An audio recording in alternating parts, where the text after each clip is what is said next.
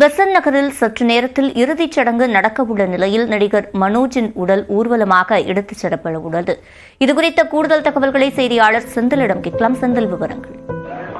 சிவரஞ்சனி, நடிகர் மனோஜ் பாரதிராஜா நேற்று மாலை காலமானார். மாரடைப்பு காரணமாக இந்த மரணம் நிகழ்ந்ததாக கூறப்பட்டது. இந்த நிலையில் நேற்று இரவு முதல் தற்போது 4 மணி வரை அவருடைய அந்த இறுதி அஞ்சலிக்காக உடல் நீலாங்கரையில் இருக்கக்கூடிய இல்லத்தில் வைக்கப்பட்டிருந்தது. இந்த நிலையில் தற்போது அந்த இறுதி சடங்கு நடைபெற்றது. கடந்த 1 மணி நேரமாக அந்த இறுதி சடங்கு நடைபெற்றிருந்தது. இந்த நிலையில் தான் அவருடைய அந்த உடலானது இறுதி ஊர்வல வாகனத்தில் ஏற்றப்பட்டு பெசன்ட் நகரில் இருக்கக்கூடிய அந்த மின் மயானத்திற்கு எடுத்து செல்லப்படுகிறது. அங்கு அவருடைய உடலானது தகனம் செய்யப்படுகிறது. இவர் தாஜ்மஹால் திரைப்படம் மூலமாக நடிகராக அறிமுகமாகி இருந்தாலும் அதற்கு முன்பாக உதவி இயக்குநராக பணியாற்றி வந்தார். அதற்கு பிறகு நடிகராக தன்னுடைய தந்தை இயக்கத்தில் நாயகனாக அறிமுகமானார். அதைத் தொடர்ந்து ஒரு 18 திரைப்படங்களில் அவர் நாயகனாக நடித்திருந்தார். அதே போல் குணச்சித்திர கதாபாத்திரங்களிலும் நடித்திருந்தார். இறுதியாக மார்கழி திங்கள் என்ற திரைப்படத்தை கடந்த ஆண்டு அவர் இயக்கி வெளியிட்டிருந்தார். அதில் பாரதிராஜா முக்கிய கதாபாத்திரத்தில் நடித்திருந்தார்.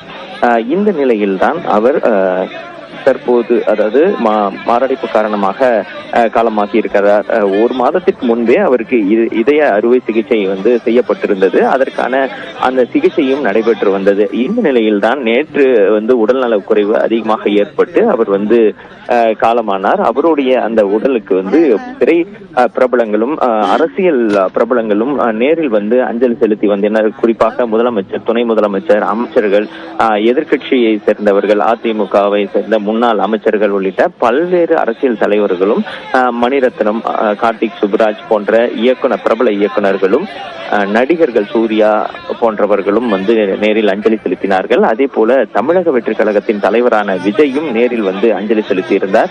அதே போல் பாரதிராஜாவுடைய நண்பரான பாடலாசிரியர் வைரமுத்து காலை இங்கு கிட்டத்தட்ட ஒரு 2 மணி நேரம் இருந்து அஞ்சலி செலுத்தியிருந்தார். அதற்கு பிறகு தற்போது இறுதி ஊர்வலம் தொடங்க இருக்கின்ற நிலையில் அவர் மீண்டும் தன்னுடைய மகன் கபிலனோடு இந்த இறுதி ஊர்வலத்தில் கலந்து கொண்டிருக்கிறார். சிவரஞ்சனி, விவரங்களை வழங்கியமைக்கு நன்றி செந்தில் ராஜா.